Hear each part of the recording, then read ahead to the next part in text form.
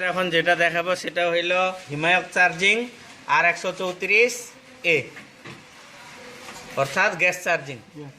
Refrigerant number বা হিমায়কের number বা গ্যাসের নাম্বার হইল R-134a। ঠিক আছে, তো আমি প্রথমে এটাকে প্রসেস করে নিছি। হ্যাঁ, ক্যাপিলারিটা সুন্দর করে কেটে নিছি, ঘষে নিছি। আর মনে রাখবেন, আগে ঘষবেন তারপরে কাটবেন। আর এখন যদি ঘষতে যাই, পরিষ্কার করতে যাই, ক্লিনিং করতে যাই, তাহলে ভিতরে ময়লা ঢুকে যাবে। তো নতুন স্টেইনার। আর এটা মাপ হচ্ছে যে যেখান থেকে ঢালু হইতে শুরু করছে ওই পর্যন্ত, অথবা এই যে ভিতরে প্রবেশ করাই দিয়ে হালকা একটু পিছাই নেবেন। দেখেন ততদূর পর্যন্ত হয়, মানে যেখান থেকে ঢালু হয়েছে ওই পর্যন্ত প্রবেশ করাবেন। প্রবেশ করায় হালকা একটু বাঁকা করে দিবেন। হালকা বাঁকা মানে 45 ডিগ্রি। যদি মানে সমান মানে সোজা থাকে, তাহলে কতটুকু ভিতরে গেল বা কতটুকু বের হয়ে গেল, কতটুকু ভিতরে গেল বা কতটুকু বের হয়ে গেল, এটা আমরা বুঝতে পারবো না। এই জন্য এইভাবে মাপটা দিয়ে হালকা একটু বাঁকা করে দিব, যেন আমরা বের হইলেও বুঝতে পারি আর ভিতরে ঢুকার কোনো অপশনেই নেই। তারপরে আমরা এটা এখানে লাগাই দিব। যদি এটা পুরাতন মানে আগের ওয়েল্ডিং করা থাকতো, তাহলে কিন্তু হিট দিয়ে ঢুকাইতে হইতো। যেহেতু ওখান থেকে কেটে দিলাম, এই জন্য আর হিট দিতে হবে না। আর এটা বিষয় হলো কি, টানটা থাকবে এদিক, ক্যাপিলারির টানটা যদি এদিক থাকে এইরকম করে, তখন কিন্তু কি ঢুকাই দিলে থাকবে, হিট দেওয়ার সাথে সাথে বের হয়ে যাইতে পারে। ঠিক আছে, এই জন্য আমরা এই টানটা কি থাকবে এই দিক। ক্লিয়ার জিনিসটা? তারপরে হইলো আমাদের এখানে একটা টিন দিতে হবে, সাপোর্ট টিন, যেন শিখাটা ভিতরে না যায়। তো এখানে না দিলেও হবে, এখানে না দিলেও হবে। উপর থেকে যদি এভাবে ওয়েল্ডিং করা হয়, না দিলেও হবে। তবে আপনি দিয়ে নেবেন যদি প্রয়োজন মনে করেন, লাগবে না দেন।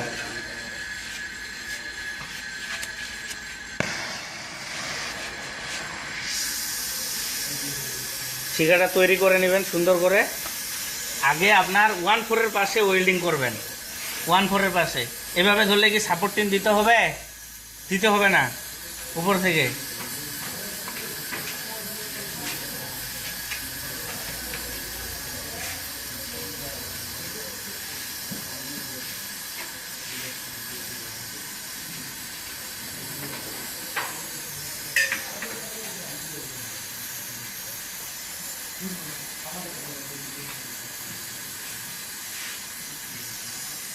ক্লিয়ার?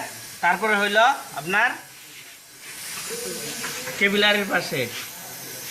হিটটা কিন্তু ক্যাপিলারির উপর বেশি দেওয়া যাবে না, হালকা তাপে। বেশি তাপে যদি ওয়েল্ডিং করতে যান তাহলে ক্যাপিলারিটা গলে যাবে। হালকা তাপে এটা ওয়েল্ডিং করে নিতে হবে। আগে স্টেনারের উপর দিতে হবে, স্টেনারের উপর দেওয়া হইলে তারপরে এই পাশে আনে। বাস, এই যে হয়ে গেছে।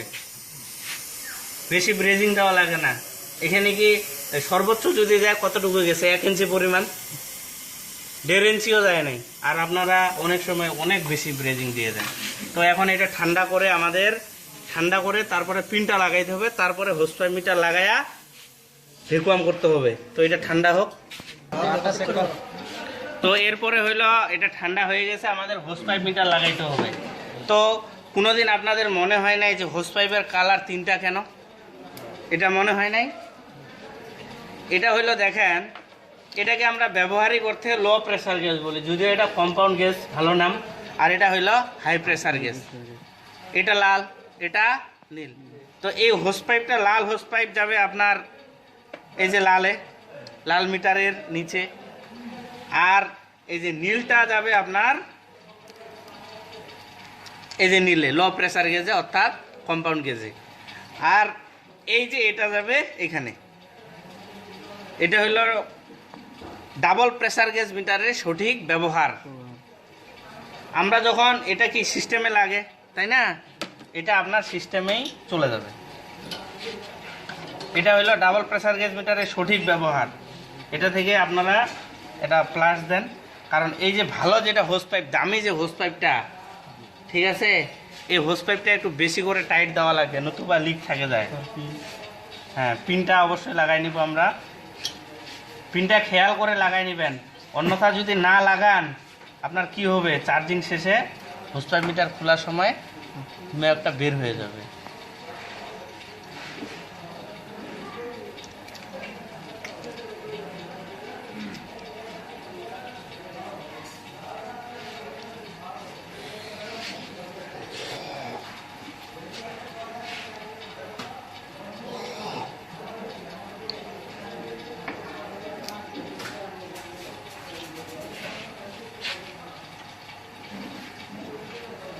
পিনটা দেখেন আনলক হচ্ছে, ঠিক আছে।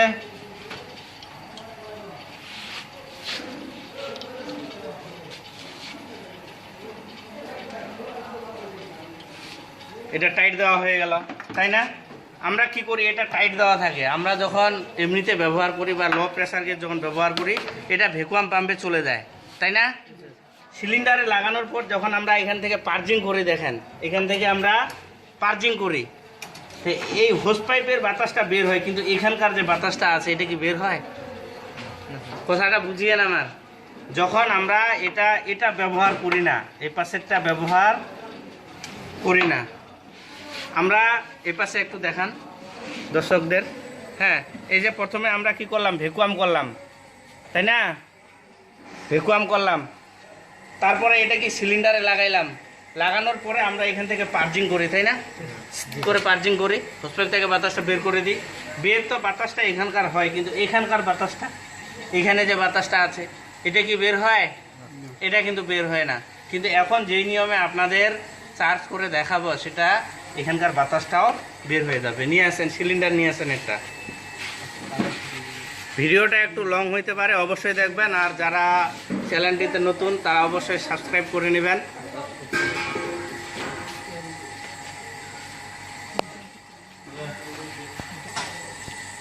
তো তাহলে এই মিটারের নিচেরটা চলে গেল আপনার সিস্টেমের সাথে, আর এই যে মধ্যেরটা যাবে আপনার এই যে এখানে সিলিন্ডারে।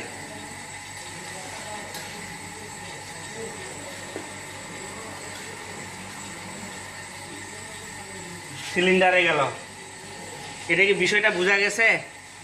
এবার এই যে ভ্যাকুয়াম পাম্প, এখানে দেখেন ভ্যাকুয়াম পাম্পটা,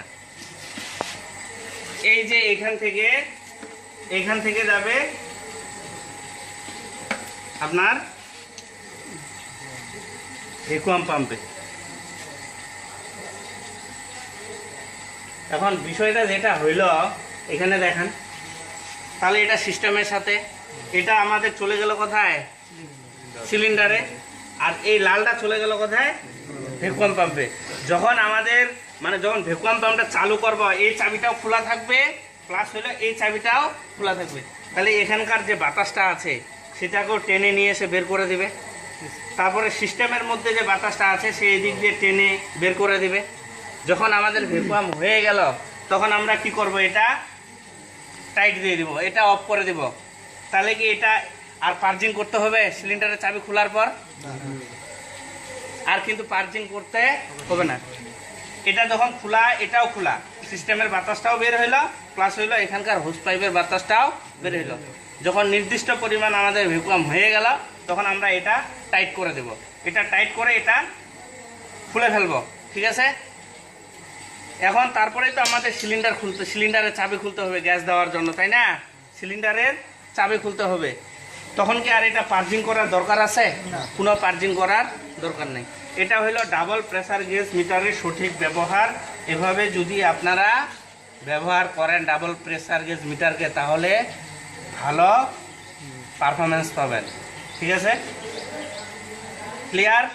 তাহলে ভ্যাকুয়াম পাম্পটা চালু করে দেন।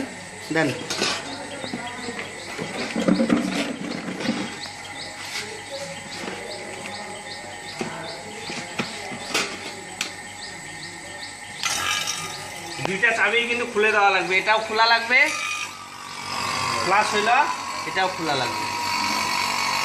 আর পূর্ণ ভ্যাকুয়াম প্রেসার হইল 29.92 ইঞ্চ অফ মার্কারি বা -29.92। তো আমি ভ্যাকুয়াম করার পরে আসতেছি, বাকিটা পরে বুঝা। তো আমাদের ভ্যাকুয়াম হয়ে গেছে, এই যে ভ্যাকুয়াম প্রেসার প্রায় 30-এ। তাহলে আমরা এই চাবিটাও বন্ধ করলাম, এই চাবিটাও আমাদের বন্ধ করা লাগবে।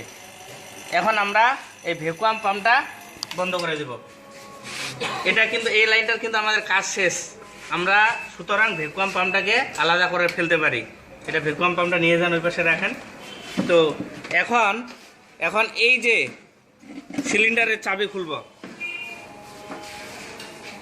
চাবি খুললাম। এখানে কিন্তু আমার আর পার্জিং করতে হবে না, ডাইরেক্ট একটা বন্ধ অবস্থায় গ্যাস দিতে হবে। ঠিক আছে, আপনার এটার স্টক প্রেসার হলো 70 থেকে 80, আপনি 50 থেকে 60 দিয়ে চালাই দেবেন। আপনি যদি 60 থেকে 65 দিয়ে চালান তারপরেও সমস্যা নাই, যদি 45 থেকে 50 দিয়ে চালান তারপরেও সমস্যা নেই। আপনাকে একটা হিমায়ক দিয়ে চালাইতে হবে। তো আমার প্রায় 70 উঠছে, আর দিচ্ছি না। হ্যাঁ, এই যে সাইড আছে, আমি সাইড দিয়ে চালাই দিচ্ছি, মানে 50 থেকে 60 দিয়ে চালাই দিবেন। ঠিক আছে, তো এম্পিয়ার মিটার আমি লাগাই নিচ্ছি। হ্যাঁ, এটাকে এই পাশে নেই।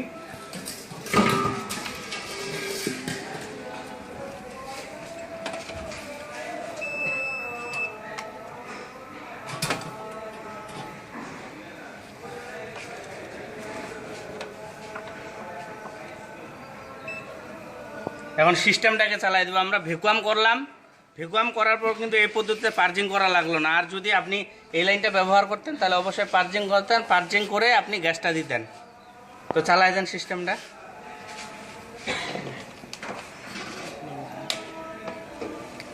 এই যে রানিং হয়ে গেছে, এই যে প্রেসারটাও কমতেছে। আমাদের আর 134-এর চার্জিং প্রেসার থাকবে 10 থেকে 12। 10 থেকে 12 এটা হলো বইয়ের ভাষায়, তবে বাস্তবে একটু কমে থাকে। ঠিক আছে, 8-10এই চার্জ হয়ে যায়।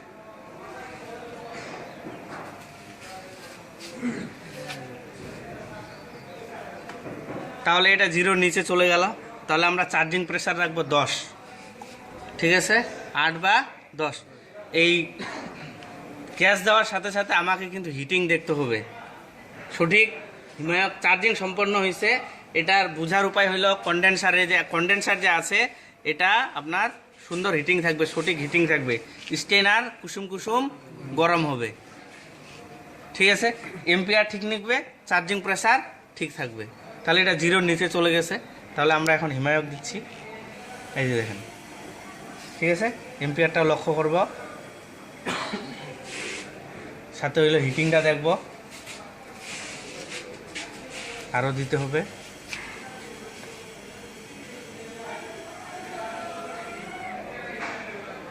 কিছু কিছু রেফ্রিজারেটরের গায়ে আপনার লেখা আছে যে এটা কতটুকু, মানে কত এম্পিয়ার পর্যন্ত হিমায়ক দিতে হবে। আবার কোনোটাতে লেখা আছে গ্রাম, এত গ্রাম পর্যন্ত হিমায়ক দিতে হবে। যেটাতে গ্রামে লেখা আছে সেটাতে আপনি মেপে দিবেন ওয়েট স্কেল দিয়ে, আর যেটাতে এম্পিয়ার লেখা আছে সেটা এম্পিয়ার অনুযায়ী দিবেন।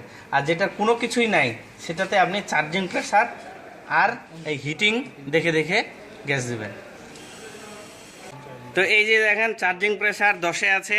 হ্যাঁ, সেই অনুযায়ী কন্ডেন্সারে সুন্দর হিটিং আছে, আর স্টেনার কুসুম কুসুম গরম আছে। তো এই হইল বিষয়। আপনারা এইভাবে হিমায়ক চার্জিং করবেন।